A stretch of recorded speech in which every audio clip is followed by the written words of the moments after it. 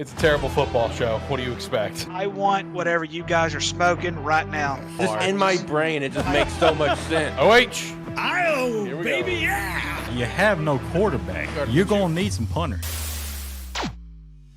Welcome to a terrible football show. That's my quarterback and my teammate, man. Ruins my fucking holiday every damn year. Alex, What up?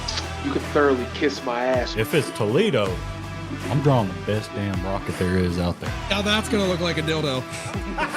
Tell my HR director about this show. He's going to listen to it. They draft Xavier Worthy. What the fuck? Wide receiver from Texas. Fucking hamster. It's a hamster mixed in with a sheep. The Buffalo Hamsters have traded. Listen, guys, this is a terrible football show where everybody may be good at nothing, but we are terrible at everything. That's facts. That's a clip for the intro. Hell yeah! Hell yeah! That's a clip for the intro, baby. Yeah, he's successful at just giving his terrible opinions, so why can't I? Terrible football show, after all. Welcome to the Terrible Football Show. It is October 15th, 2024. This is an episode, I think, 113, around there. Kind of a light staff here today. What are we doing? But we do got Ricky with camera off. He said he was going to turn on the camera in introductions. So, Ricky, how we doing, buddy? We are doing very, very well, sir. It is time for the reveal of my fanship. Here we go. Here we go. Look at that Here we Vandy jersey. Look at that Vandy jersey. That's beautiful. Yes, it is. Yes, it is. Look at this. It's the number one jersey. It's on the back. There you The go. Commodores right there. I mean, yes, it is. It came in yesterday, and I'm like, perfect time. Dude. It is time to represent contender in the SEC, let alone that's crazy to hear that they're a contender in the SEC right now, but we'll get to that later. We will. I mean, Vandy with another win this weekend against Kentucky. We'll be chatting about that, of course, with our residential Vanderbilt fan in here, talking about his Commodores. Honestly, Ricky, I'm going to be honest with you, man. There's a lot to talk about today. I mean, I've got our title topic, your Dallas Cowboys. We're going to chat about that. We're going to chat about it. I mean, we had two big trades today. Devontae Adams to the Jets, Amari Cooper to the Bills. Shout out to that. Shout out to the Hawaii Rainbow Warriors, now full-time members of the Mountain West Conference across all sports. Shout out to that. That's huge for Hawaii athletics. For anyone that did not know, that just follows just like football in general, nothing really beyond that. They were only football-only members for the Mountain West, and they were part of another conference that doesn't even have any football programs in it for every other form of athletics. So, shout out to the Hawaii Rainbow Warriors for that one. I was also very impressed defensively. They stuck it to Boise State over the weekend. Yeah. Ashton still did his thing, though, as a Heisman hopeful, which we're going to chat about that as well later on in the show with the Heisman race that is ongoing. We kind of touched on it last week and kind of gave my firm opinion on that. But we'll chat about that this week again. Overall, a lot to talk about today. All right. But first and foremost, if you could, wherever you're listening to the show, follow the show, subscribe to the channel, be a friend, tell a friend. Make sure to check out Rogue Energy and Agent Inc. down in the description below and join the Discord. And you can come chat with us, and we'd appreciate that. Let me turn down this intro music here, and we can really just start to dive into things. The last thing that I do want to shout out, because I'd be very remiss if I did not shout it out, because it's my first episode back since some big life stuff. I'm now a married man, so shout out to that. I'm now a married man. I'm now part of the married pool. So big things happened this past weekend, so it was a fun time. It was great. Shout out to my guys, Zach and John over at Gamesthetic, holding it down on Gamesthetic without me. Should definitely go listen to their show. Pretty good show, boys. Proud of you guys. I really enjoyed that. That was a really fun listen. Besides the first 36 minutes being blaring music that I had to go edit and fix. So thank God Zach recorded on the Roadcaster, or that show would have been done. And I was telling my wife, I was like, I'm gonna feel so damn bad if I have to call these guys and tell them, sorry guys, your 2 hours of your life wasted. Wasted. Thank God they recorded on the Roadcaster. Love you boys. Appreciate you guys. I don't know if anyone else can be popping in, Shane, Jacob, or Tyler. We shall see. Shout out to Chad in chat, already talking about the dogs and talking about the ducks and all sorts of stuff, and also gave me a congratulations. I appreciate that, buddy. It was a good weekend. Had a great time. Vandy got Texas next week. There you go, Ricky. There's your challenge. There's your challenge, Bubba. Hey, if you guys can bring down Bama, can you guys bring down Texas? You know, that's going to be the big question. You know, they're playing on all cylinders. I don't think they're going to be able to beat Texas. I I don't just think hope so they either. make it competitive. Don't get me wrong. If they bring down Texas, you're going to see another field storm. You're going to see goalposts come down. I mean, I'm telling you, man. If they're able to beat that team, that would be great. They have Ball State this week.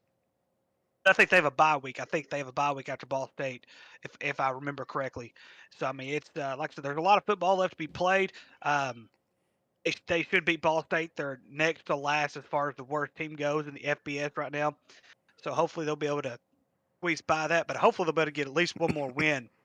And it's going to be tough because, like I said, it's a tough schedule. Texas, they still have Auburn to play. They still have to play Tennessee.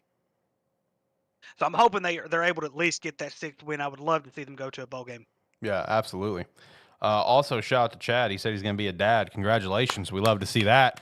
Shout out to also Jacob. You know, he became a dad not long ago too. So you and your Ohio State friend are both dads. Are both new dads. So shout out to that.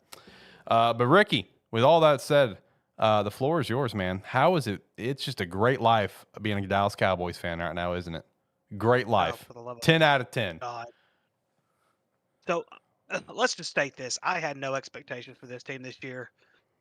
None whatsoever. I said they were going to go 9-8 because I thought the schedule, as tough as it was, thought they were going to be able to get to that point where they're like, okay, we're going to play football. It's not happening. And right now, if anyone were to be honest, the Commanders are the best team in the East right now, in the NFC East right now. Yep. Philly's still looking questionable. And so I mean, I'm not saying this because I picked them. I'm saying this because just by the look of things, Commanders may just run away with that division this year.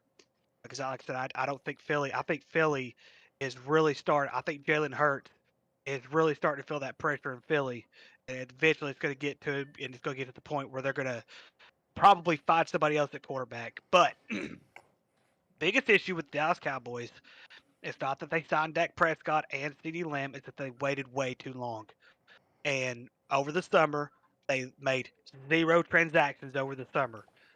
0 transactions over the summer. True. It was by far the worst summer I have ever seen in my entire fanship of being a Dallas Cowboys fan or any kind of NFL thing. If you look across the NFL board, the majority of those teams made transactions over the summer to get their teams better. Yep. The Cowboys did not. They didn't want to pay Derrick Henry top money. They didn't want to pay there was someone else that was rumored to come to Dallas. I can't think of off the top of my head. But it just comes down to the point. You want to pay Dak the best money and that's ever been seen in football. I'm not gonna sit here and say as far as the value market goes, the way the market's going, should he get that money? The way the market's going, yes. But I thought as a whole, it was time to let him go. Right. And Jerry does not want to do that. And then, like I said, then we can just add it on. They have no running game. Their offensive line is old. They don't want to block. They don't have a running back one who could actually carry a running game, even if we could carry a running game. Then on top of that, Jerry's frustration is starting to show because he threatened to fire his own radio host this morning just for asking simple questions about why stuff wasn't done with the Cowboys and everything like that. So, I mean, it's starting to get all around. Wait, hold on. Jerry did what? I did not hear about the radio host thing. Yeah, he did it this morning. Yeah, this morning. It's either this morning or yesterday morning. I think it was this morning. Yes, the radio host asked him about summer transactions. They weren't able to get some players in, and then Jerry threatened him live on the air. He did say, if you can't do this right, I will get someone else that can. And yes, he did say that live on air today. I'm just telling you, it's really starting to get to him. But it's the same thing that we've been saying for years. He's a great owner. He's not a GM. Yeah. He needs to get somebody in there that could do the GM stuff, or hand it off to his son and let his son do the GM stuff. You can't do both. There's a reason why these franchises separate this type of stuff. And so it's typical Jerry Jones stuff, and it's not going to get any better. It's time for him to go. Period. It's time. And look, I'm not one. There's nobody in this world that can force his hand out of that franchise. But I'm telling you from the get go, and I love Jerry to death. It's time for Jerry to step away. It's time for him to go. If not, he's going to do what he's basically going to be sort of how Vince McMahon was with the WWE, minus all the allegations that were forced against Vince McMahon. It's going to go down the same drain, and it's bad. It's just so bad right now. You know, I can definitely get that vibe. Like, you know, how Jerry Jones has been running the team for the past few years. It really does feel like what Vince McMahon was doing with the WWE the past few years. You know, where it's just like in a really weird, awkward booking time in the WWE, and now it's kind of the same thing with the Cowboys. Because, like, if I remember right, with the no transaction summer, it's like, what was the first transaction they did? Sign a long snapper? I think that's what they did. When they finally signed someone, I think it was just a long snapper or like a backup or something. It wasn't like, still didn't do anything, you know? It was special teams to whatever they signed. And it's like, I think Derrick Henry confirmed he didn't even get a call from Dallas. And it's just like, why? Like, you know, why? Like, call him, you know? Like, see if you can work out a number. I was like, I don't know, man. You know, that loss was just embarrassing. I mean, if you're a Cowboys fan, you got to feel embarrassed. Like, I know the Lions are a damn good team, but the fact that you're the Dallas Cowboys and you got all this talent on paper and you can't even be competitive, you can't put up, you know, 20 points and lose 46-20, you know, at least, you know, like, that's just embarrassing, man. And man, dude, the Lions, oh my Lord, they wanted to punish the Dallas Cowboys. I mean, they were foot on the gas the entire time. They were trying to get an offensive lineman a touchdown the entire damn time because of how things went down last year. Also, shout out to Aiden Hutchinson. That was disgusting. Absolutely brutal. You can't replace a guy like Hutch. Hopefully a speedy recovery for him and full recovery. Get back, you know, on the field next year. Still his same old self. You know, he did have to have emergency surgery, just like Dak did when Dak broke his ankle. Or, you know, whatever Dak had his ankle injury. I think it was pretty much the same injury that Aiden had, more or less. Yeah, Aiden had to have emergency surgery that day. So, man, yeah, big T's and P's to that one. You know, I hate to see a guy of his talent go down like that, but that was just brutal. I mean, like, that was like, watching that game, like, I was still in kind of disbelief. It's like, oh my God. I was like, I didn't think it was going to be this far apart. Like, I mean, I love the Lions, but man, like, what are we doing? You know what I mean? It's like, God bless. So, I mean, it is a rough time to be a Cowboys fan right now. And Mike McCarthy will apparently not be fired. Won't be fired mid-season. That was the verdict from Jerry. Dude, if I'm him, I'm running away right now. Like, Yeah. I'm going away from this franchise, get away from it. It's just odd, though, because last year they won all their home games except for the one they lost in the playoffs. Now they can't win a home game. They're 0-3 at home so far this year. That's bad. And their defense is near dead last. Their offense is near dead last in the league. It's so bad right now. It's not even good football to watch. Like, it's just not. Yeah. No, I mean, man, just top to bottom, like, it's just like there's no identity, it feels like, you know, on the offense. There's, you know, the defense. You know, I remember, I think it was after week 1, week 2, Jacob said he's not going to blame the defense. How can you not when you look at the amount of points they've given up? I mean, maybe that was just, you know, Jacob trying to remain positive in some capacity, but I feel like if Jacob got on the show right now, get on the show, bitch. You know, I feel like he would probably now say, yeah, the defense is part of the problem. You know what I mean? Like, And that's the thing. They can't even stop the run. yeah. Like there's a team that they've held under 100 yards so far this year. Their teams are running all over them. Yeah, I mean, like, it's unbelievable what's happening in Dallas right now, because it's like you guys have all the talent in the world, so it's like, what went wrong? What's going wrong? Like, you know what I mean? Like, it's just, you know, missing key pieces, sure, but is it coaching? Is it scheme? What, man? I don't know. Egos. There's a lot of egos a lot of egos down with that star on the helmet down there. You know, so I feel for you guys. down in Dallas. But on the flip side, I'm living a very high life right now in Chicago. You know what I mean? Like, I'm living good, living pretty. Once again, this is one of those games where you dominate a team you're supposed to dominate. Like, I understand the Jags stink this year. I understand the Panthers stink and whatever. You can say what you want, but look, you got to dominate the teams you're supposed to dominate, and that's what the Bears did. Okay, Ricky, did you see that first touchdown pass Caleb threw for that game? So, dude, thing of beauty. I mean, you talk about just expert play calling from Shane Waldron and just perfection in the execution department, where Caleb gets you got Keenan Allen deep in motion in the backfield. You got Caleb goes to do a screen pass to the left. Devin Lloyd with Jacksonville comes rushing up. He goes to fake a screen to the right. Devin Lloyd bites on the fake screen and then just tosses it over the middle to Cole Kmet for the TD. Beautiful execution. I mean, Shane Waldron was busting out all of his tricks, Sunday morning in London. So that was fantastic. I mean, seeing my two teams battle it out, I mean, either way, I was going to kind of walk away kind of happy in some capacity as well as sad in some capacity. But this was the most ideal scenario, was the Bears walking out with a dominant win. And it had even kind of helped us out with an upcoming game.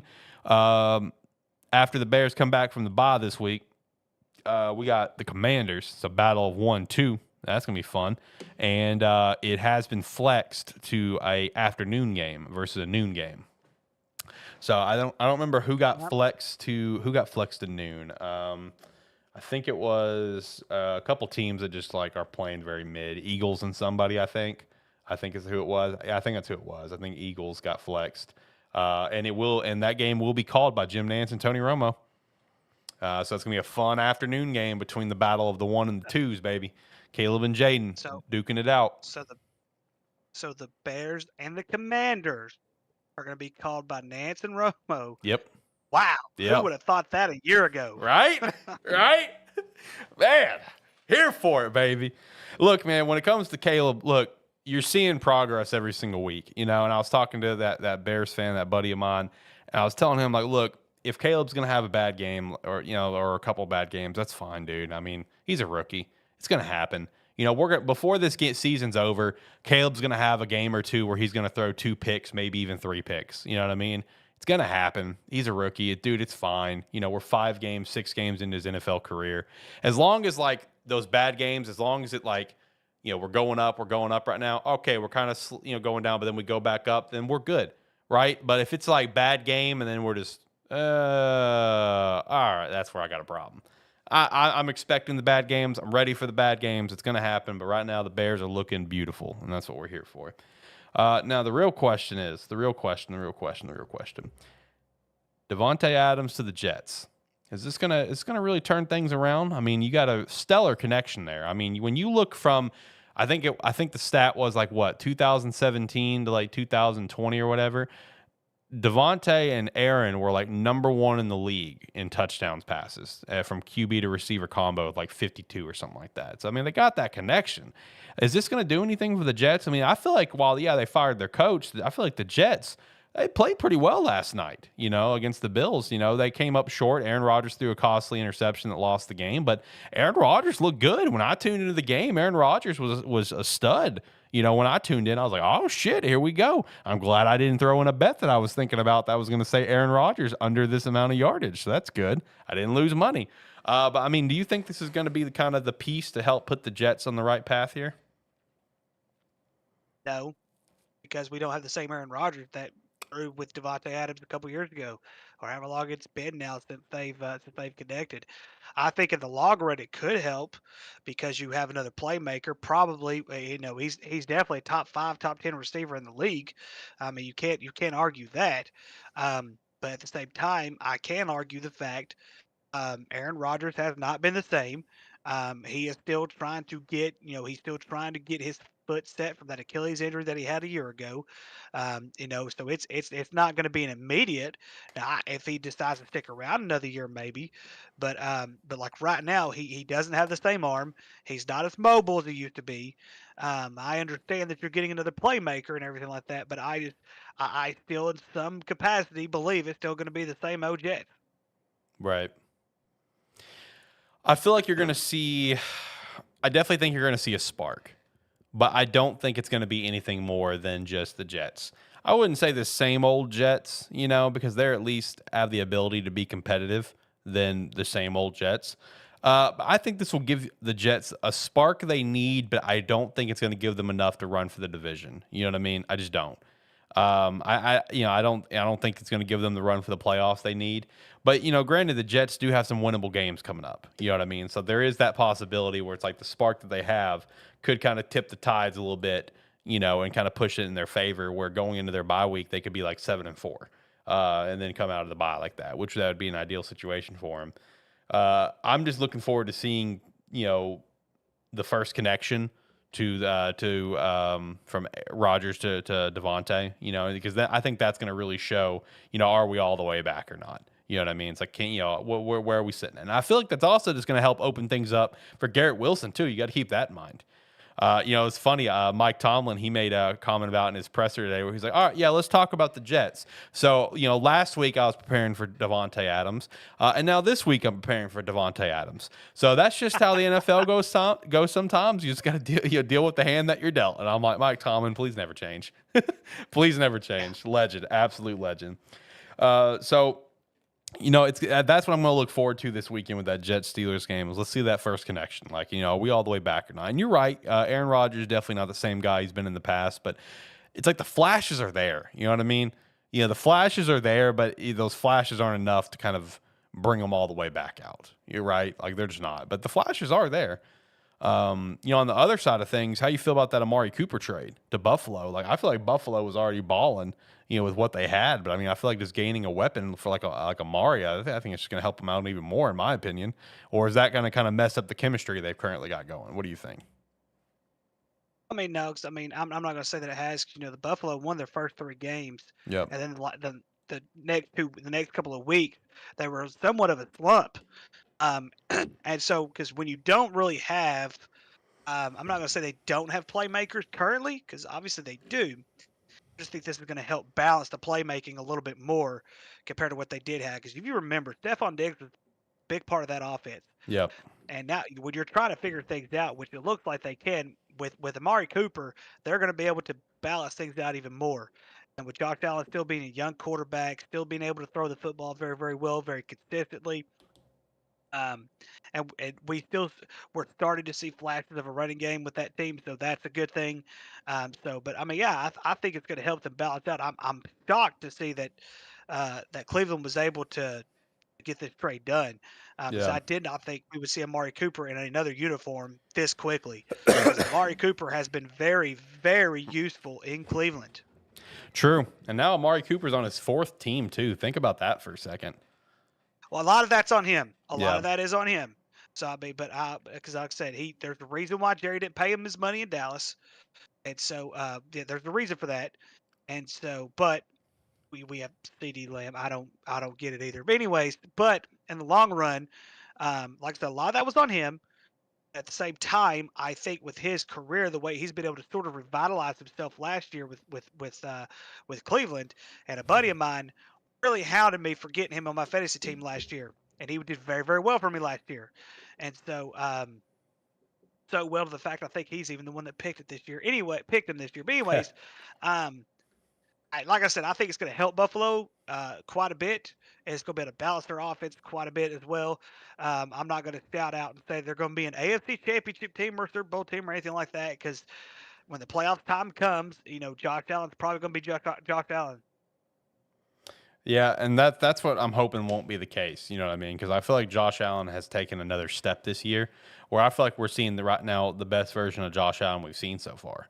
It might be a hot take on that. If that's the case, Hot Take Tuesday featuring Steve, who's not here.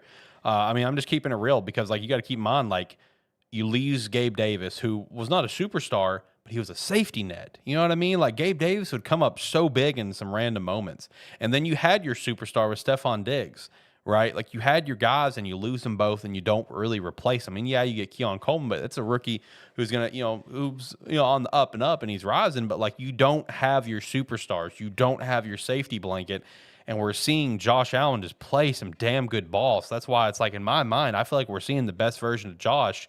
Because, like I was telling my boss, man, it's like we're seeing a guy who is now proving that it's not the guys around him that makes him good. He's making the guys around him good, right? Because there are those certain players that can just elevate the talent around them, and then there's players who need the talent to elevate them. Well, let's look at the logic. When Tyreek Hill left Patrick Mahomes, there's a lot of questions out there. Yep. Kansas City's still going to be the same team. Is Patrick Mahomes still going to be the same? This whole yada, yada, yada. And they're still winning without him.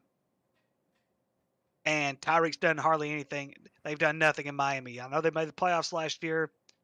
Shout out to that. But, I mean, as far as like Pat Mahomes at Kansas City, they're getting better at where Miami is not. Yeah. So it just, I mean, sometimes, like you said, it's just going to go down that way. Right now, right now, Stephon Diggs is down in Houston. Houston has a really hot quarterback right now. He's really, really young. Hopefully, he does nothing but get better, stays healthy. But that doesn't necessarily mean that the Houston Texans are going to go super high to the Super Bowl just because they got Stephon Diggs. Mm-hmm. They were good before Stephon Diggs. They're just balanced a little more.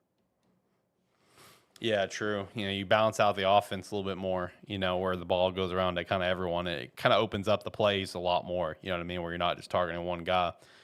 No, I mean, I'm looking forward to seeing what Cooper's going to do for Buffalo, because even though Cooper's going to be there, I still don't see him just being a guy that's going to dominate the game. I think Josh is going to keep on being Josh and just doing what he's got to do.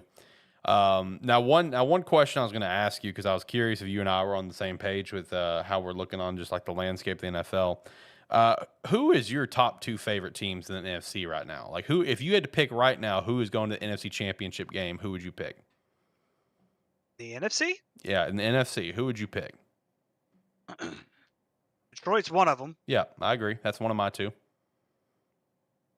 Look at this. Let me look at this real quick so that way I can. I'm just curious if you and I are on the same page about a certain team that's just like haven't seemed to fallen off yet. They're just balling. They're playing really well.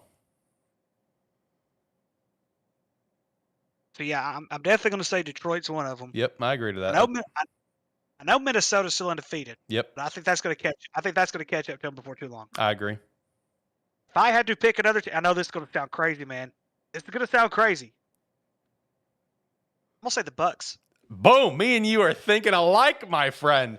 Tampa Bay is electric, my guy. So Tampa Bay. So I'm glad we brought that up because I was actually at my mother's this past Sunday, and that her boyfriend actually had a TV outside for me. It's plugged up outside. It had football on for me, and which I'm grateful for. And it was the Tampa Bay New Orleans game, and Baker Mayfield had one of the worst first halves in a very long time. Like, that was the worst he's played in a very, very long time. Yep. And the defense gave up 27 points in the second quarter. Crazy. And they gave up none in the second half. Yep. And they scored a crap ton of the second half. 27 points. 27. Yeah. Yeah. Ended up winning 51-27. I'm like, geez. So I mean, and if you just look, like, even if you just look at their record right now, it's 4-2. They lost to the Broncos, which that's a bad loss. Yeah. I'm not going to sit here and say that's a bad loss, but you're allowed to have bad losses. I think Denver, who they beat, was it Kansas City they beat last year? I think so.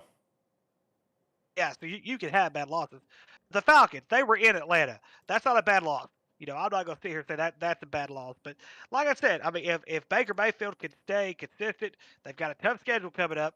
They have the Ravens up next, yeah. And the Ravens this week, and then the following week they're playing the Falcons again. And this time it'll be at home. So, and then they play at Kansas City. And they're at home against the 49ers. That's a very, very tough 4-game stretch right there. Yeah, that's but very on the plus side, I think the Falcons are very winnable, and I think the 49ers is very winnable. 49ers has been slipping. They have. I think their grasp on the NFC is slipping, poising for Detroit or maybe Tampa kind of come in and snag that. But, it's one of those things where it's like, yeah, Baker threw 3 picks. He had a terrible first half. But, like, look, it's all about that response. You know what I mean? Yeah. Because you got to think back. Let's not forget. Like, I understand multi-time MVP, multi-time Super Bowl champion, multi-time Super Bowl MVP, but let's not forget Patrick Mahomes' first Super Bowl, the dude threw like 3 picks, did he not, against that San Fran defense before they had that crazy comeback? I mean, Patrick looked terrible that game, if I remember right. One of his Super Bowl games, besides the one he lost, one of the Super Bowl games he won, he did not look good in that game. But they still responded and came together as a team and still won. And it's like same thing with Baker, man. It's like you throw 3 picks, sure, you look rough, sure, but man, it's all about how you respond. I mean, at the end of the day, he still threw 4 damn touchdowns. You know, I mean, he's out there balling. And then you got this guy, Sean Tucker, out of nowhere, putting up 144 on the ground, rocking big number 44. You know, you love them running backs rocking them 40s numbers. That looks powerful. But Chris Godwin is starting to really look as good as what he was Yeah. before his injury. True. And that's a big plus for that team. They need him to be that Chris Godwin. Yeah. I mean, dude, you got Sean Tucker with a $136 on the ground, on the ground. And then he also has 56 yards in receiving and a receiving touchdown. Man, is this guy available in fantasy? Hold on. I need to go check fantasy right now. Is he on the board, brother? Because I'm about to add him into my team. This guy's balling, dude. No, the Bucs are definitely one of my top favorites right now, man. I fully can see a Detroit Tampa Bay NFC Championship game. And I think it's going to be electric. And I'm still locking that in, even with the Hutch injury. You know, that sucks. You know, that's a key staple. That's a superstar player. But man, this team has so much damn moxie. You know what I mean? And it's like if they pull off one of these trades that are being rumored right now, if the Lions can snag Hassan Reddick from the Jets, if the Lions can snag, Jesus Christ, if they can get Max Crosby from the Raiders, brother. That's a Dan Campbell guy. Like, come on. Look, then we're cooking, right? Like, you know, the Lions are all the way back. So it's like, man, I'm loving what I'm seeing out of Tampa, and I'm loving what I'm seeing out of Detroit right now. You know, the AFC, I mean, look, man, I'm sorry. Until proven otherwise, I think it's still the Chiefs. You know, I'm sorry. It is. I mean, they're not playing the superstar levels, but they're still the Chiefs. You know, they're still getting shit done. So until proven otherwise, I still think they're the team. They're the team to be. I think this was their bye week this week, but I mean, just from this past week was their bye week. But just from what we've seen in previous weeks, man, I'm still feeling that way. You know, the Chiefs are coming up to play the 49ers Super Bowl rematch this weekend in the afternoon. Man, talk about a couple of good afternoon games we got coming on. You know, this upcoming week. But man, it's gonna be a treat to watch that game. But I feel like for AFC, man, I think it's still the same way. I think it runs through Kansas City. But I do like Buffalo quite a bit. Buffalo and the Ravens too. I like what they're cooking. Ravens are playing some good ball. Yeah, they are, and I think they're starting to figure things out. They're really starting to balance out their offense a little bit and everything like that. But like I said, but it's going to get tough though, because like I said, Lamar Jackson, he has not had playoff success in his career. Yep. That's the big thing. And it does exist. As we've seen it does exist. That little streak or whatever they have, it does exist. They'll have to figure things out. Right. Well, with that said, you want to hop over to some college, or is there anything in the NFL you want to hit? I think that's about it. But I will say this much about the Saints. Spencer Rattler looked good at times. Yep. And so he looked good at times. I was actually fairly impressed with the ugly little Doyle Rules looking dude, but you know, he looked good. Uncalled for. I'm sorry, dude. He is the ugliest thing I've ever seen in my entire life. Uncalled for. All right, we're moving next on. to Joe Kim Noah. We're moving on. Jesus Christ. Oh, my goodness gracious. All right, let's hit some college stuff. So it seems very convenient that after an Ohio State loss, Jacob's not here anymore. So I wonder if that's going to be the way for the rest of the season. Just saying. For the record, I know I'm not the prettiest thing in the world, but they are by far the ugliest thing in the world. I can tell you all that right now. Jesus Christ. Stop. You're a madman. What'd you think about Dan Lanning's call there at the end, man? Do you think that's some bullshit? Bush League stuff, or do you think that's just genius? Because I think it's genius. Genius. It's genius. He knows the rules. Because the clock's been run. He knows the rules, and until they change the rules. Now, here is something though. Here is something that's interesting about high school rules versus college rules. All right, and this might be something to kind of, because he knew the clock was going to start. Yeah. In high school football, in the last 2 minutes of each half, if there is a penalty, the opposing coach gets to determine if the clock starts before the snap or on the snap. So yeah, that could be so. That's interesting. That's very interesting right there. But yes, he is absolutely right. I remember a time when this was in 2014. Yes, I think it was 2014. Arkansas lost to Alabama 14-13. Alabama gets a delay of game called, which the clock is not supposed to start on, which back then it wasn't supposed to start, and they run the clock anyways. The game's over. Mm-hmm. But yes, that's another situation right there. But yes, in college, he was right. 12 men on the field. He knew the clock was going to run, and they wasted time. So no, you're not going to be able to put time back on the clock or anything like that. The rules say that if the clock would have run out, they'd get an untimed down. But it was 5 yards. It was a free 5 yards. That's all it was a free 5 yards. He was perfectly fine with that. It was genius of him to do that. Genius.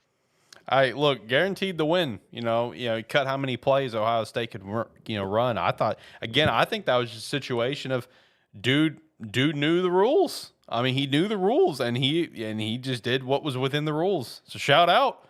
Oregon comes away with a big dub over Ohio State.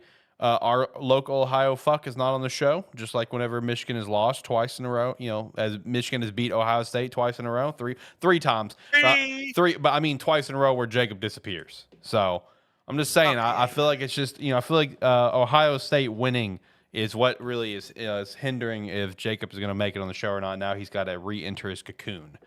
And kind of heal up. Although I have heard from Jacob since the loss, so that's a change of pace.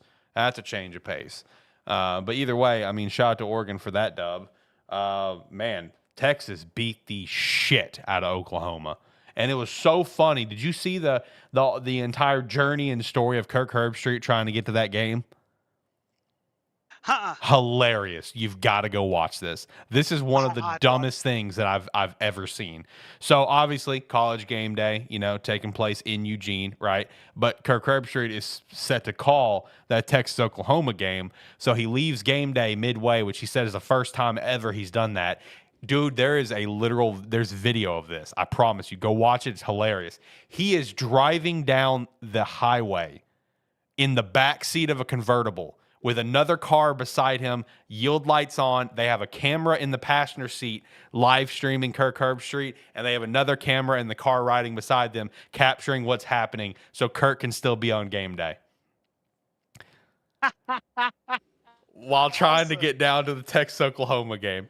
Unbelievable, the scene that was. Obviously, he was going to have to fly anyway. Yeah, he was, but they still, he wanted to stay on game day, so they did it that way, which is... What are we doing? ESPN. That's wild. Yeah, that's. He went through all that trouble just to witness and call a blowout. That's awesome. Yeah. Penn State walked away with a short win there against USC. Is that a concern for USC? Is that a concern for Penn State or what? No. I mean, USC was on a losing streak. They're still on a losing streak. I think USC has finally figured out. They probably, it's time to part ways. Time to part ways with the coach. Lincoln Riley's not the guy, and it's a totally different recruiting out west compared to what it is when he was at Oklahoma and in the Midwest, in the South. When you're not able to get those players that you need to get out of Texas, it makes it very, very difficult to keep the recruiting alive, and it's eating him up alive down there at USC country. And so, no, I think eventually, they're going to part ways before too long. It's just not very good. Not right now. I mean, I know one of the biggest things that's been hurting USC, especially ever since Caleb was there, is just they've had a terrible defense. That defense has been terrible.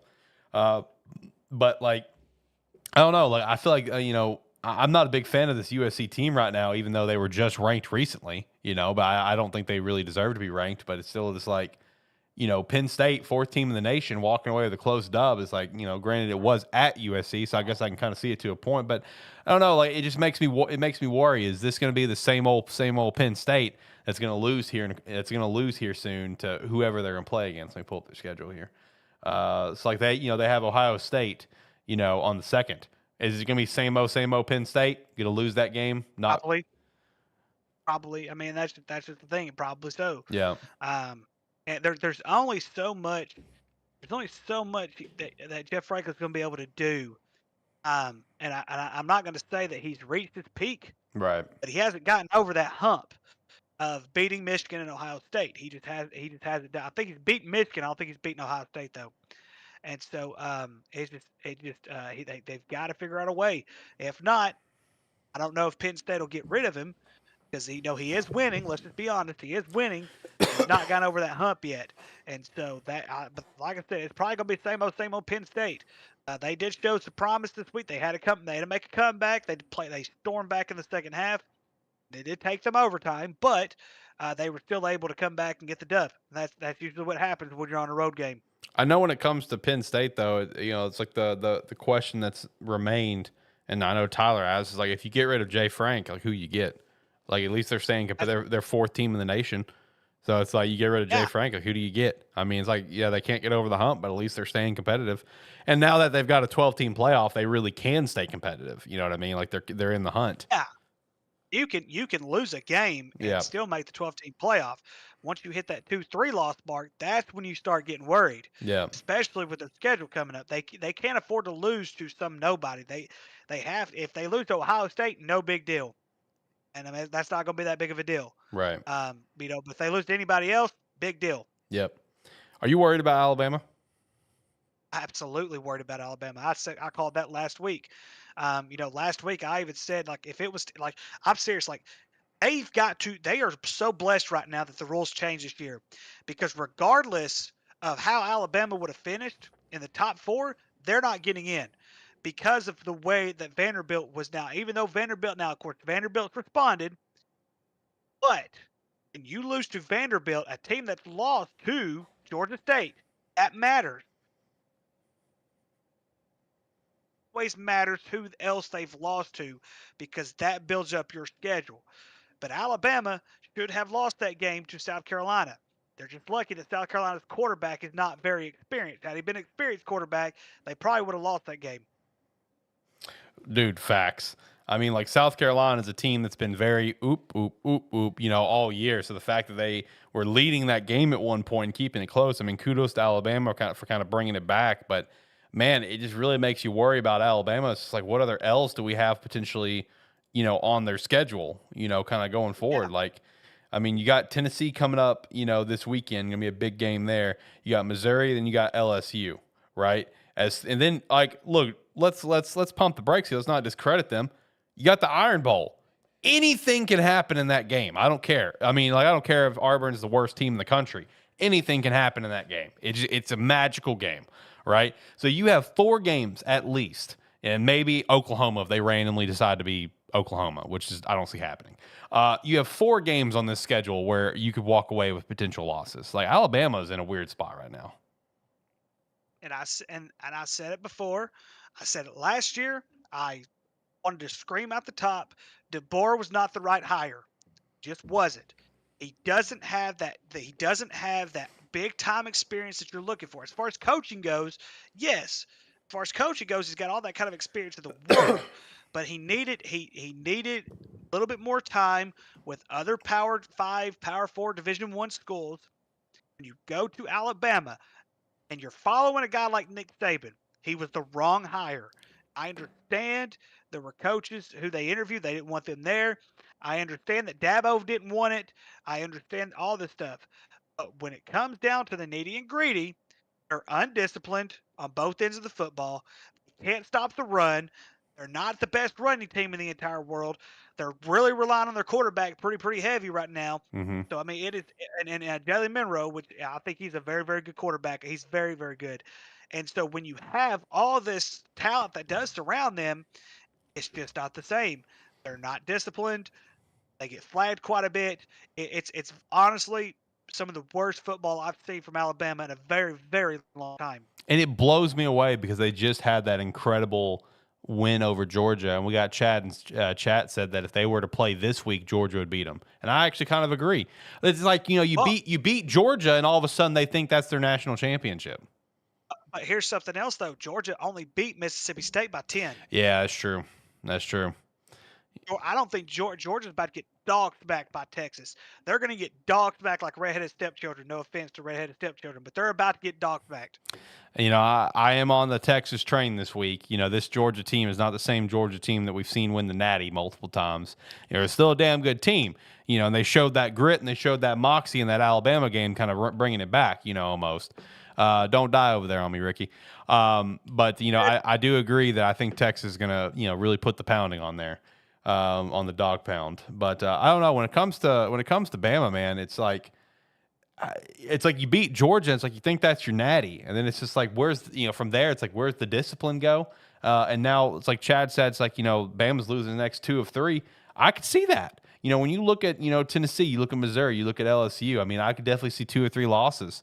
Out of that bunch. I mean, I can. So I don't know, man. I feel like if you're a Bama fan, it's an awkward time to be a Bama fan, and it's a rough time to be a Bama fan. You know what I mean? Yeah, absolutely. Absolutely. Let's see. What else do we want to chat about? Did you tune into that LSU Ole Miss game at all? I didn't get the chance to tune into that one, but it looked close. A little bit. My wife and I were actually going in to have dinner. I did get to watch a little bit of the first half. And then I watched quite a bit of the fourth quarter. Yeah. Yeah, it was a good game. It was a really good game. Ole Miss should have won, but when you're playing LSU in the Night House, it's one of those magical things that just happens. Yep. Yeah, no, for sure. It is one of those magical things that happen. So it's like I don't know how much we can say LSU is a strong contender because LSU's also been kind of an awkward team this year. You know what I mean? Like I know they've only lost 1 game, but they've felt off. You know what I mean? And now I feel like with Ole Miss with their 2 games, I mean I feel like 1 and 2 in the SEC. I feel like they are slipping from Jacob's prediction that they're going to the Natty. I feel like that is not happening now. Oh man. Illinois and Purdue had a pretty tight game, even though Purdue's 1 and 5. So I guess shout out to that 50-49. Jesus Christ. Now that's stupid. Hey, let's be honest. That's just Big Ten football. That's Purdue. That's Purdue. You never know when that can happen. What do you think about Kansas State, Colorado? Any real opinion on that one? Colorado lost 4 receivers. That's just, and I kind of felt it made a difference. It definitely did make a difference. They right. Hung in there. But Kansas State, they're so physical, they're so aggressive, and that's just it's part of football. Yeah, it is. It is. Did Travis get hurt? I think I saw that he got hurt, didn't he?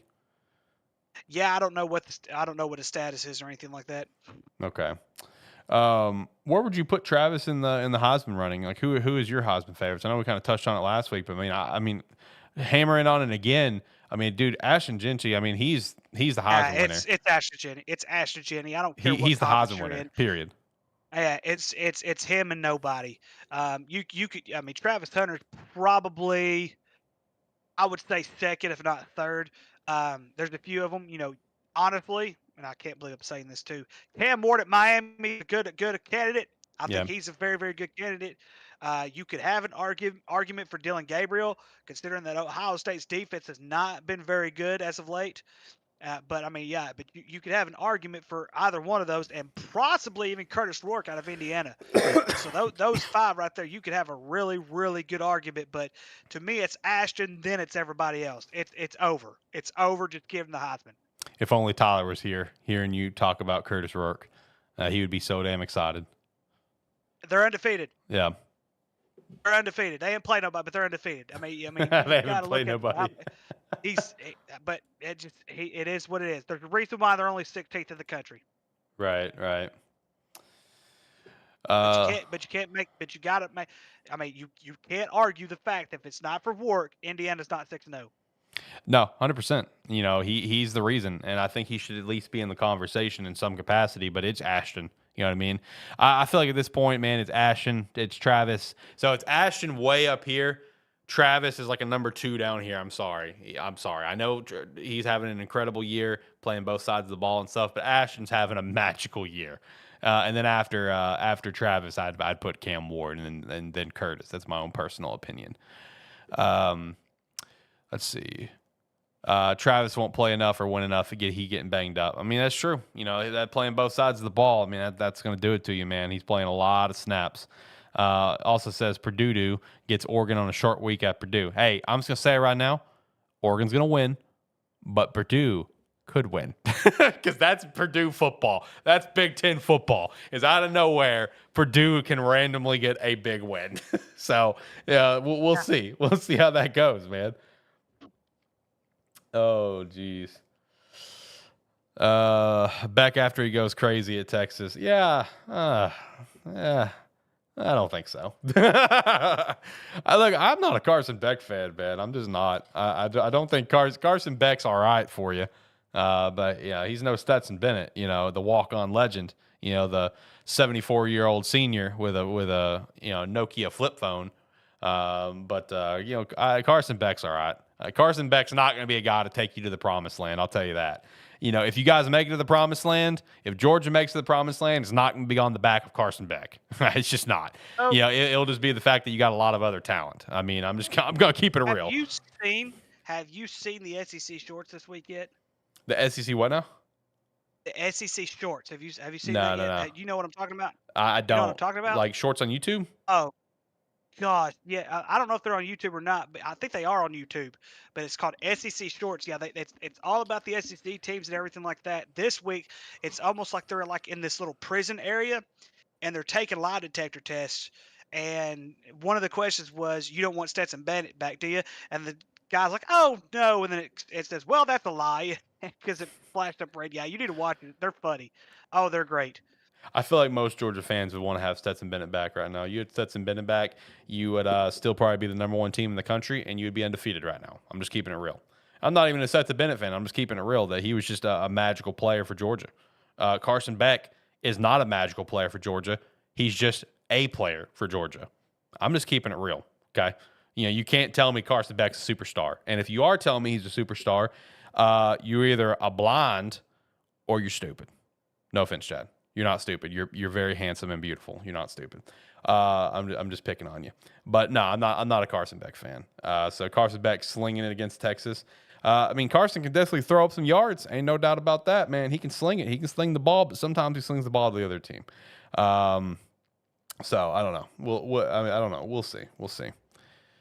Bennett was 1-4 versus Bama. Yeah, Bennett also won multiple national championships. So I mean, what are you gonna say versus Carson Beck, baby? I mean, look. I'm not a fan of Georgia. I'm not a fan of either guy. All right, I'm just providing the facts here that one can take you to a natty and one can't.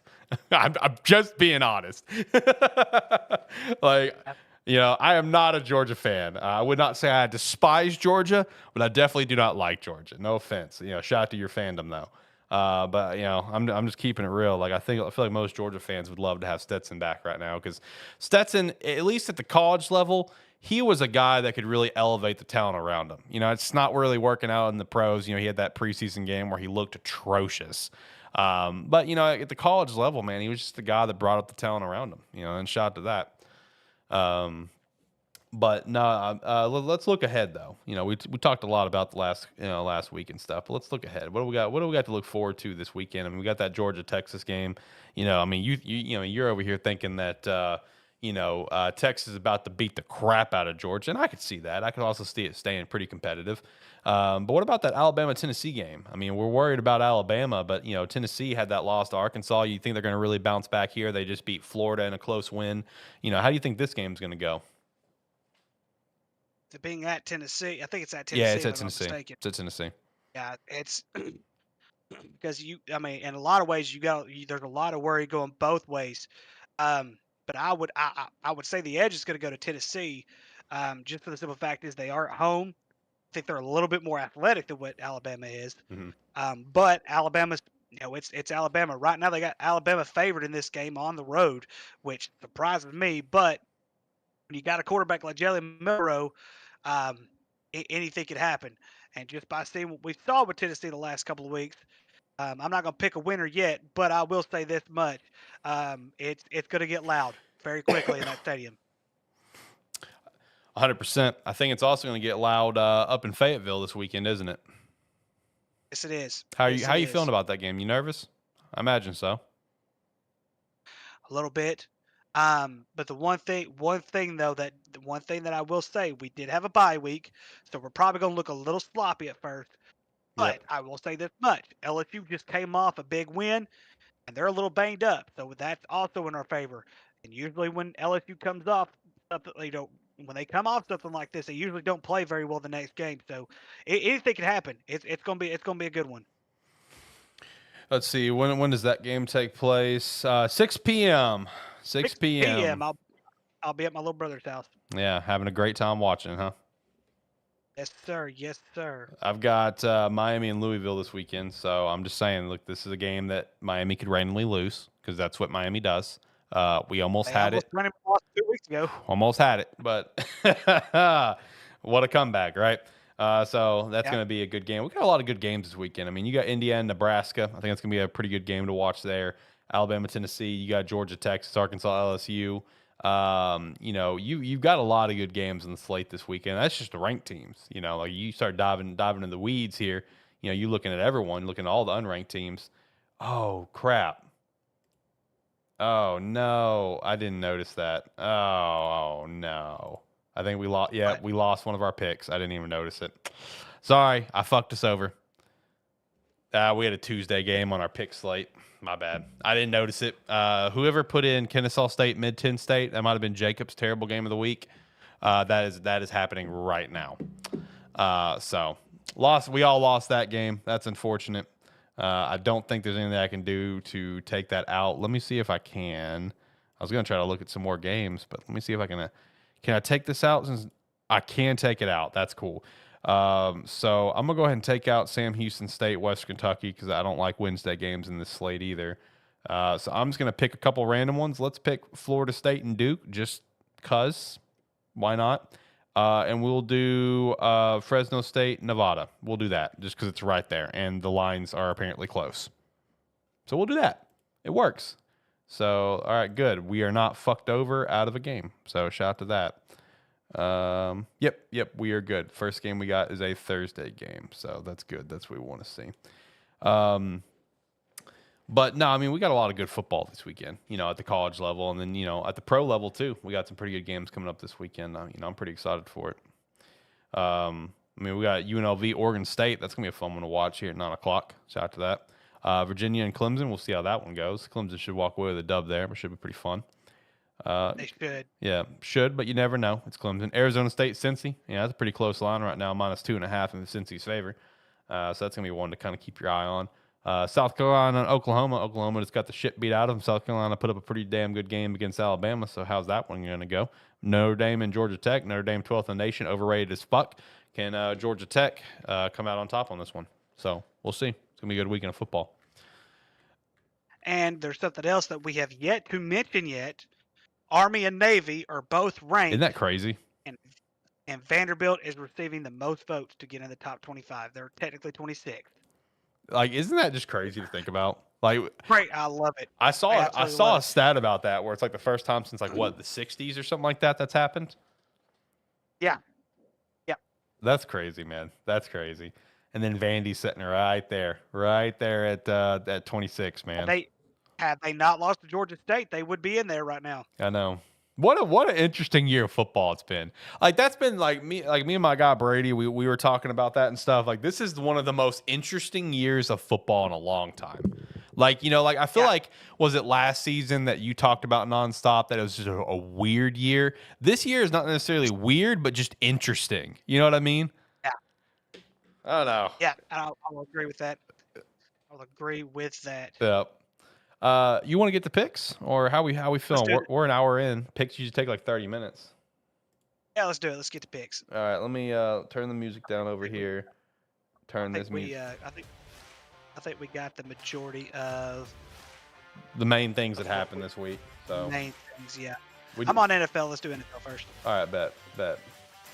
All right, NFL picks. Click this button. Click make your picks. All right, Thursday Night Football. We got Denver at New Orleans. Give me Denver in this game. I'm liking Sean Payton beating his former team. I'm going to agree with it. At first, I was going New Orleans, but you got two rookie quarterback, most likely going to go head to head with it. Yep. And I think New Orleans is pretty banged up as well. And I'll take Denver in a close one. All right, next up, New England and Jacksonville, the battle of the shits. Just to think, these two were in an AFC Championship game back in 2017. Shout out to that. I don't know how to feel on this one, man. I mean, Drake May started this past weekend. He threw a couple picks, but he threw 3 TDs, and I think he went like 23 for 33, so it's not terrible for a rookie start. I'm really not sure how to feel on this one. Jacksonville, look, there's flashes. You know what I mean? They're on offense. There is. Like, there's some flashes from Trevor. Defense struggles. Trevor Etienne looks like he's going to be out. Man. How are you feeling on this one? I'm going to stick with Jacksonville just because New England is that terrible as well. That's fair. And then again, Jacksonville doesn't play well at home. Give me New England. Oh, God. Oh, no, this is London. Oh, in London, Jacksonville. Yeah, all right. Well, yeah, because London had Jacksonville's in London for 2 weeks every year. You know, so they were in London this past weekend for the Bears game. Now they're still in London right now. So give me Jacksonville. They got to walk away with 1 win in their second home. Also, shout out to Jacksonville. Unanimous vote across the owners, 32-0. Who voted for the Packers, though? I got to know. 32-0 unanimous vote for Jacksonville to build their new stadium in Jacksonville. Shout out to that. Good. Yeah, shout out to that. Good. That'll be good. They need it. They do. Hopefully they keep the pools. The pools is a really cool touch. I like the pools. The pools is sweet. All right, Philadelphia and the Giants. Give me Philly on this one. I'm not a believer in this Giants team. I will say this much: the Giants have played well as of late, so I will say they're not getting completely kicked all over the field. But Philly should win this football game. All right, next up, Seattle and Atlanta. This one's tough because Seattle's played good football, and I know they just lost to San Fran. This could be a bounce back game for them. Atlanta's still trying to figure out their identity, but they are at home, and we'll take Atlanta. Give me Atlanta as well. Next up, Houston and Green Bay. Oh boy, it just gets tougher. It doesn't get any easier. It really does not get any easier with these picks. I tell you what, because Jordan Love's looking good. This past weekend, Green Bay looked really good, but so did Houston. I'm going to take Green Bay. Give me, man. Oh, God. Is Jordan Love back? He was back already, right? Yes, Jordan Love is back. If Jordan Love was not back, it'd be Houston that I'd be picking. And they have the greatest tight end ever, Tucker Kraft. I just let him go on fantasy for you so you can go pick him up. I was already going to let him go regardless. I need a defense. But give me Houston. You dropped a tight end for defense? No, I haven't yet. I dropped him for that Tucker kid. Look, I already have Kittle and Ingram. I don't need a third tight end. I just picked up Tucker Kraft because he had a couple good weeks. Gotcha. He's about to have a monster. He's going to catch the game-winning touchdown. Yep. All right, next. So I'm locking in Houston. So next up, Cincinnati and Cleveland, another battle of the shits. I want to tell you something funny. So my temp boss is a diehard Cleveland guy. He's in Cleveland. He loves the Browns, loves the Guardians, loves Cleveland, right? So he gets so worked up and distraught over the Browns. So it was so funny. I called him today about something, wanted his opinion on something I've got at one of my stores. He didn't answer. No big deal. Figured he'd call me back. Never got a call back. I was like 40-something minutes late on the Cooper news, and I realized I called him not long after the Cooper news happened. I realized this in the afternoon, after hours after the fact, that he did not call me back. And I'm just like, this guy probably just, as a manager, was just like, I can't talk to anybody right now. I'm so pissed. I can't talk to anybody right now. So shout out to that, man. That's dedication. That's fandom right there. I don't know. Give me Cincy. They are looking rough, but Cleveland's looking worse. You're agreed. All right. Detroit and Minnesota. Damn good game right here. Here we go. Give me the Lions, but this is going to be a damn good game. The undefeated streak comes to an end. Detroit will come in and beat their undefeated streak. Here we go. All right, Miami and Indy. Did you see the news that Tua may actually be back before the season's over? He couldn't, but I agree. That doesn't surprise me. Give me Big Dick Joe Flacco and the Colts. Yeah, I'm gonna take the Colts as well because they're at home. Miami looks terrible right now. All right, next up, we got Tennessee and Buffalo. Yeah, no question. It's not even close. All right, Vegas and the Rams. Oh man, that Rams with that 1-4. Oh buddy. Oh my God. Give me the Rams. I saw Cooper Kupp is gonna be potentially working his way back. So shout out to that. But there's still so many questions on both ends of the football. I know Vegas just got rid of Devontae Adams, but Aiden O'Connell's looking pretty good right now. But oh man, I think the Rams come off a bye week this last week. I'll take the Rams. All right, Carolina, Washington. Yeah, it's Washington. Yo, did you catch that clip of the announcer talking about like the end of the game about Andy Dalton and Bryce Young? Did you catch that? Where it's just like, the announcer, as the game was clearly already over, and the announcer was talking about Bryce Young and setting Bryce Young and just whatever. He was in mid-sentence of talking about how Bryce Young just needs to sit back and, watch how a professional works, is what he was saying. As he was saying, watch how a professional works, Andy Dalton throws that pick at the end of the game. As he's saying it, he throws the damn pick. And the announcer just shuts up. He does not even finish his statement. He's just quiet, and it's just like, oh my God. I can't imagine what he was thinking in that moment, bruh. Like, Jesus Christ. All right. Anyway, Kansas City and San Francisco. Give me KC coming out of the bye, man. San Fran has just not looked like a superstar team right now. Why does this feel like a trap game? That trap game that San Fran could actually win this game. I agree. San Fran beat Seattle. It's true, but at the same time though, every game Kansas City's played this year has been super close. I'm taking the upset. I'm taking San Francisco. Okay, taking the upset. All right, Jets and Pittsburgh. You know what? Give me the Jets. Give me the Jets with Devontae Adams. I'm gonna buy into the hype. For now, I'm buying into the hype because Pittsburgh can't score. And so that's, I know they scored a lot this past week, but they didn't play any. They played the Raiders, for crying out loud. Right.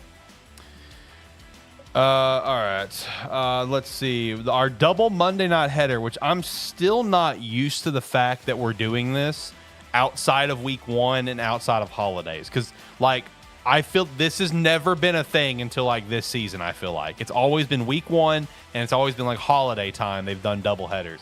I'm not used to the fact that we're still, I know, money. I'm not used to the fact that we're still doing this. But anyway, Baltimore and Tampa are going to be a damn good game here. Give me the Buccaneers at home. I was about to say the same exact thing because if this was at Baltimore, I was going to pick Baltimore to win this game. But Tampa Bay is going to win this football game. They are explosive. Explosive, my man. Love it. Chargers and the Cardinals. I think this could be a fun game in some capacity. Give me the Chargers. Yeah, because I think Marvin Harrison's out with a concussion. Marvin Harrison Jr., I think he's out with a concussion. Arizona has looked very, very good at times. But the Chargers, they're starting to figure things out. All right, let's hop over to college picks. Shout out to Tyler in chat. Tyler, you came at the right time. It's time for college picks.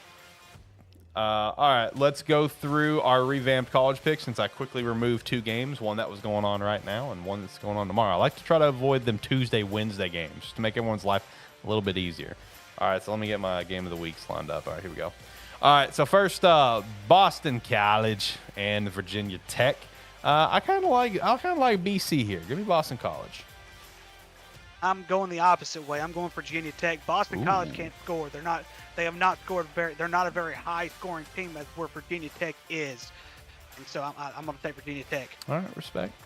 Next up, we got Florida State and Duke, which is this game is a lot closer than it needs to be on the betting lines, but give me Duke. Yeah, but at the same time, though, Florida State's actually played competitive here. They played decently well against Clemson, even though Clemson, the better team actually won. Duke, however, is surprising me even. They're surprising me. But these Friday night games, I'm telling you, man, these Friday night games have been weird this year. Yeah. So are you going Florida State or are you going Duke? Duke. I'm going to take Duke. Okay.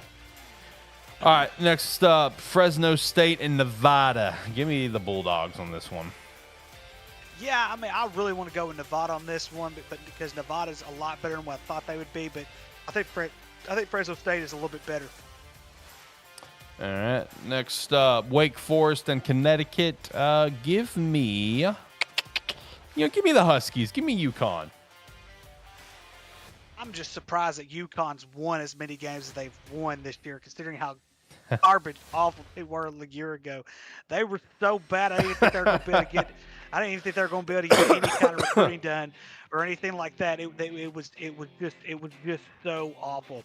And so comparing the two, I think Wake Forest lost to Clemson. Lost to Clemson this past weekend, and it was pretty bad. Wake Forest has not been very good defensively.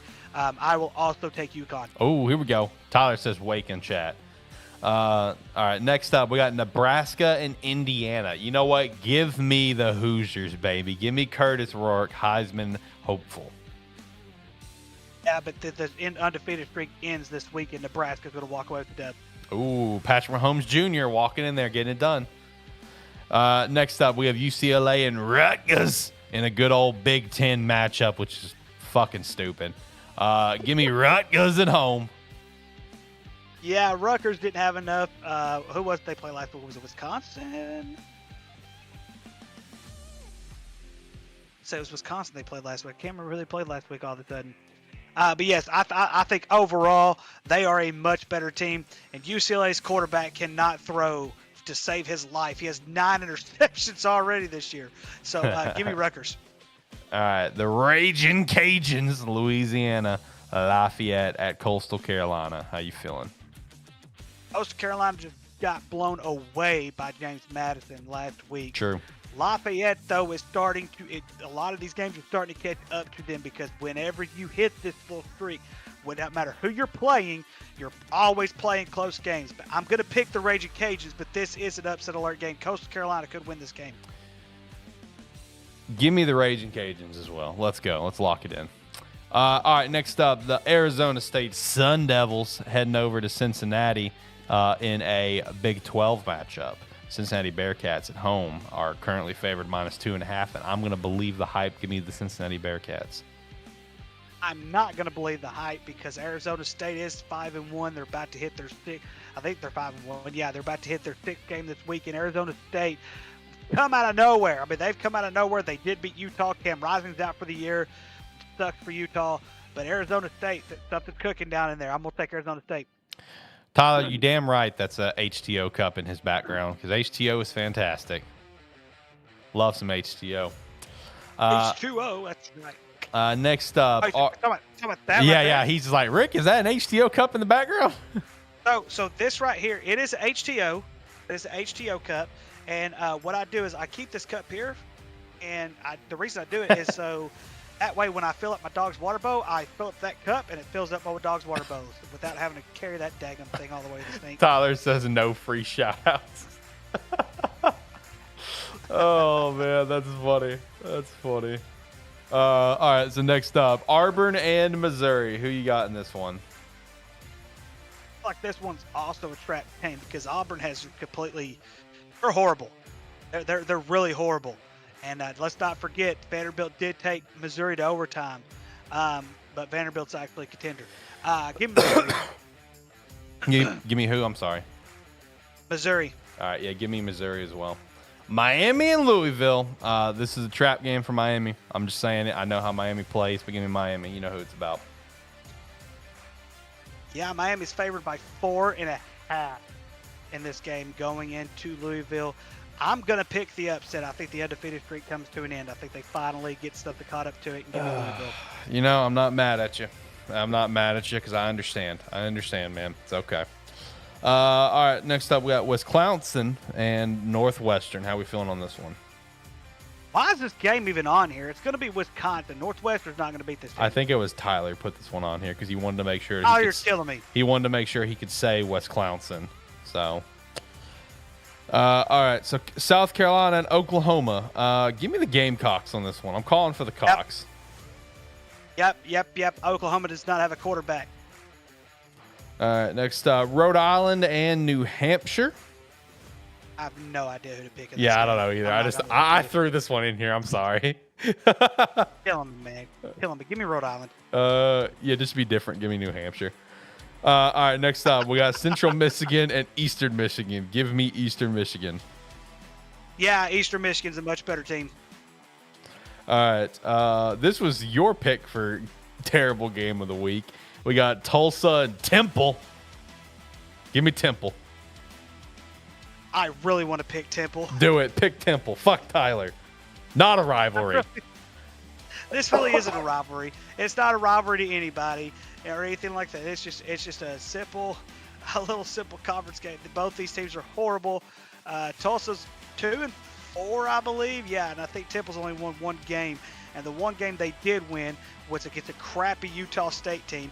I hate to do this because I really want to pick Temple. Do it. But Pick Temple. Tulsa's a much better team. I'm gonna go Tulsa. For the context of the listeners, when we say not a rivalry, we are referring to Temple Penn State being an official rivalry that Tyler claims is, it's a rivalry. I know it's an official rivalry in technicality, but it is very much not a rivalry. Come on now. All right, next up, we have Toledo and NIU. Both of these teams, by the way, are being targeted by the Mountain West to become football-only members. So, good for them. I know. Good Interesting. they're Give me the Huskies at home. Try to get rid of the MAC. That's all there is to it. I hate it. Try to get rid of the MAC. I hate it. I do too. But this should be a good football game, though. This is going to be a really, really good football game. I think Northern Illinois is going to beat them. I'm going to say a last-second field goal. Okay. Let's see. Michigan and Illinois. How you feeling on this one?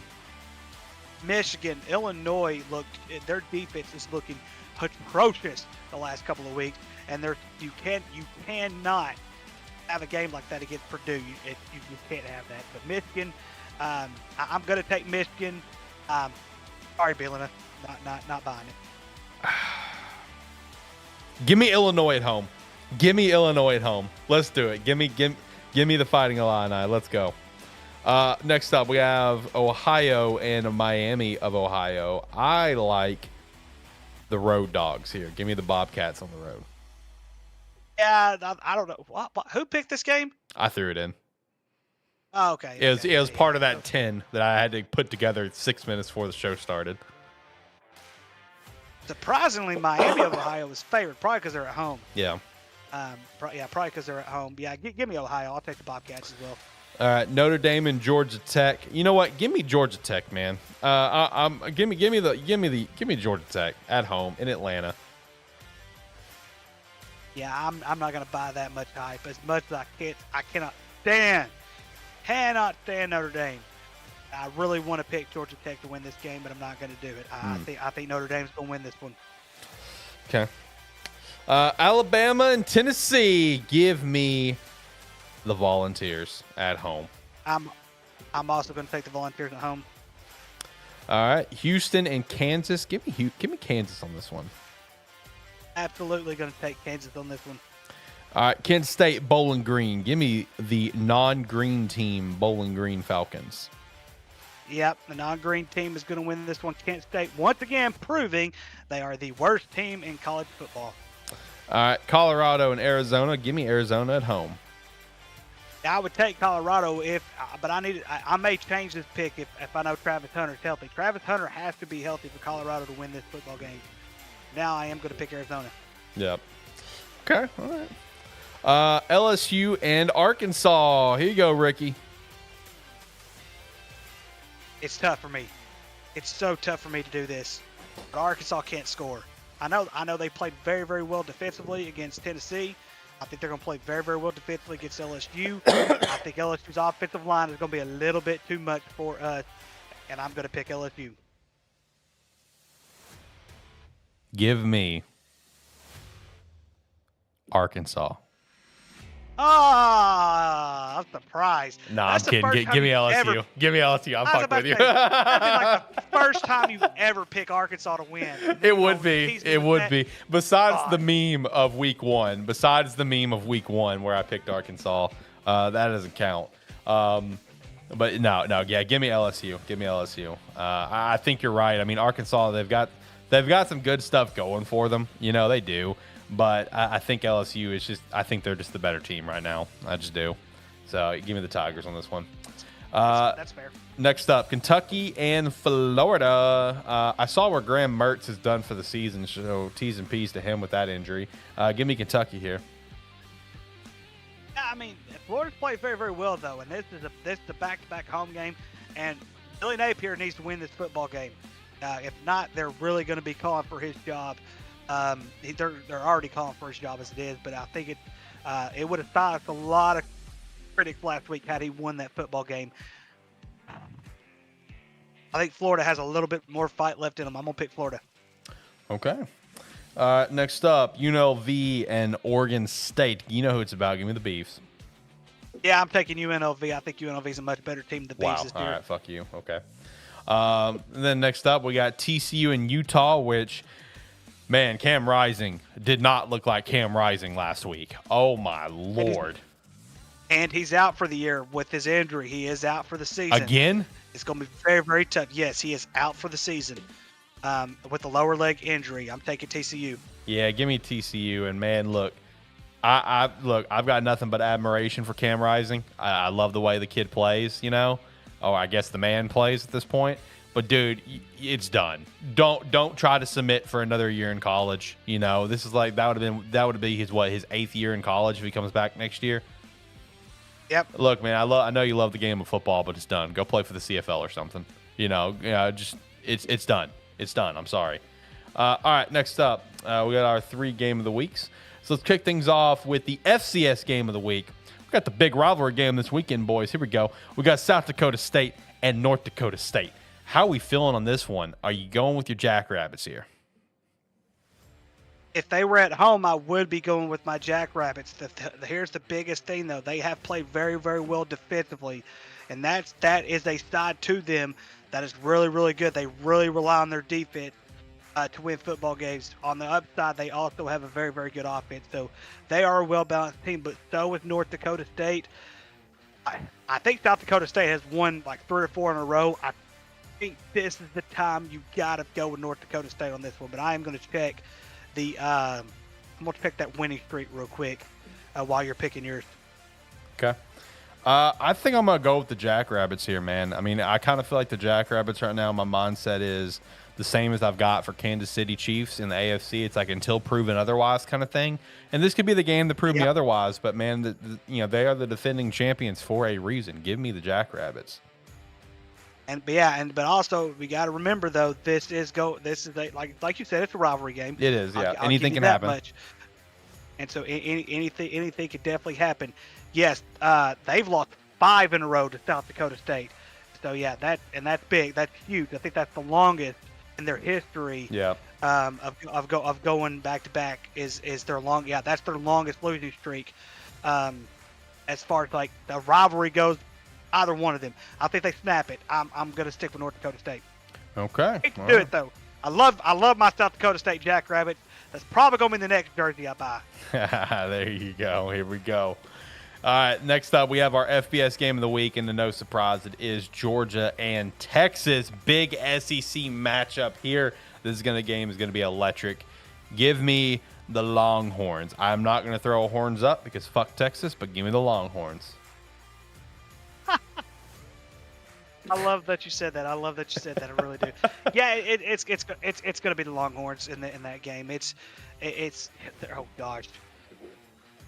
Yeah, I would be shocked if this one. I will be shocked if Georgia wins this football game. Just for the simple fact is on how good Texas is on both sides of the football, and they're very consistent.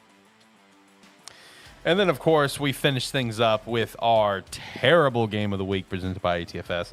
A battle of the completely defeateds. We have Bethune-Cookman and Mississippi Valley State, who shout out to Jacob and Tyler. They put this in as their FCS game of the week, not their terrible game of the week. Y'all are just trolling at this point. All right, who you got here, man? I'm going to take Bethune-Cookman. They average a little bit more per game offensively than what Mississippi Valley State does. Mississippi Valley State, both these teams could actually be the worst team in football. Like, if you took all Division I, and you could have probably put these guys in Division II, and they would still probably have a losing streak. They're just that terrible. They are just that terrible when it comes to football.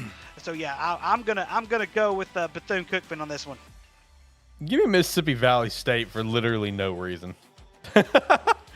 Just I don't know, man. I don't know much about either one of those. So just let me go with that. We're gonna rock with that, I guess. I don't know, man. What a terrible Still game. rocking my Vanderbilt. Got to rock with my Vanderbilt. Commodores, let's go beat Ball State this weekend. Man, I'm convinced Smack that you're 'em. more of a Vandy fan than you are an Arkansas fan. I do not have an Arkansas jersey, so that could be Holy correct, sir. shit. The transition has started. Hey, it's like the transition happened for me. I've got more Hawaii stuff than I've got Miami stuff. You know, and I just, at this It's probably point, cheaper too. it is. And I just got to a point where I'm just like, just call me Hawaii fan. People associate me more with Hawaii than they do Miami. So it's like, just fuck it. Let's roll with it, I guess. It is what it is. Ricky, you got anything else that you want to shout out? If not, I'm going to hit the music. Let's see here. Oh gosh, I can get a South Dakota State jersey a lot cheaper. Let's see what I got here. They're more? Are you serious? They're more than Vanderbilt? That's terrible. You got to find a Absolutely Tucker Craft terrible. jersey. Oh man, that would be awesome. Yeah, you got to find a Tucker Craft jersey. That's your That guy. would be awesome. That's your guy. Let's see here. Tucker Craft. Yeah, let me look. Jersey. $130 for the NFL jersey, not bad. Okay. You can actually get cheaper on some of these websites. Yeah, right. That's an NFL jersey. I don't know if let's see here. What about NFLshop.com? Let's see here. $170. No, I'm good. It's like, yeah, that's it. I'm done. You gotta get some Jackrabbit something, you know. Yeah, I gotta get something, I guess. Yeah, I have to get something. Yeah, I'll have to find something down the road. Yeah, we'll have to figure something out. You got anything else that you want to shout out? I'm turning on the music right now. No, I'm good. All right. Well, I think that's going to do it for this week's show. You know, we'll be back next Tuesday, of course, to talk about the weekend that was and have a great time there. Oh, Jesus Christ. All right, let me turn down the music. Let me just turn this off. Popping in? Jesus Christ. Popping in? Oh, my God. We got fucking Malik Willis on the fucking screen, you know, coming in here with his mic muted, probably trying to say something, not knowing his mic's muted. What do you want, Malik? What do you want, Malik Willis? Haven't you done enough damage to me? Just came in here to sue y'all again. Do what now? I just came in here to sue y'all again. No! Whoa, you can't talk about this. For the record, Malik Willis is not who sued us. That's just for the record. The pitcher did, though. The pitcher did. That's all that matters. Relax. What are you doing? I'm playing the music. Get out of here. And now I had to turn the music off. What are we doing? I'm just here, dog. I'm just here for the ride, you know. Right, coming in and saying hi. Yeah, basically, you know. All right, well, before I hit the music and we actually finish the show, do you have anything that you would like to get off your chest? How you feeling? No, it is what it is. All right, good talk. I'm hitting the music. All right, music's hit. Boys, last thoughts. Tyler, do you want to throw out any wild predictions for this weekend? Arkansas beats LSU. Ooh. I like it. And I'm still going to pick against Buffalo. And I'm going to get another loss. Been doing that every week. How do you see my Vanderbilt jersey? I do. It's pretty fancy. I ain't gonna lie. Is that this is a Vanderbilt Commodore football jersey. Just came in last night. You should have got the Jay Cutler special, man. No. I don't want the Jay Cutler special. Don't be disrespectful. I want today's That's fair. special, sir. Does it got James Franklin on the back? No. Who's Vandy's coach? Who is Vandy's coach?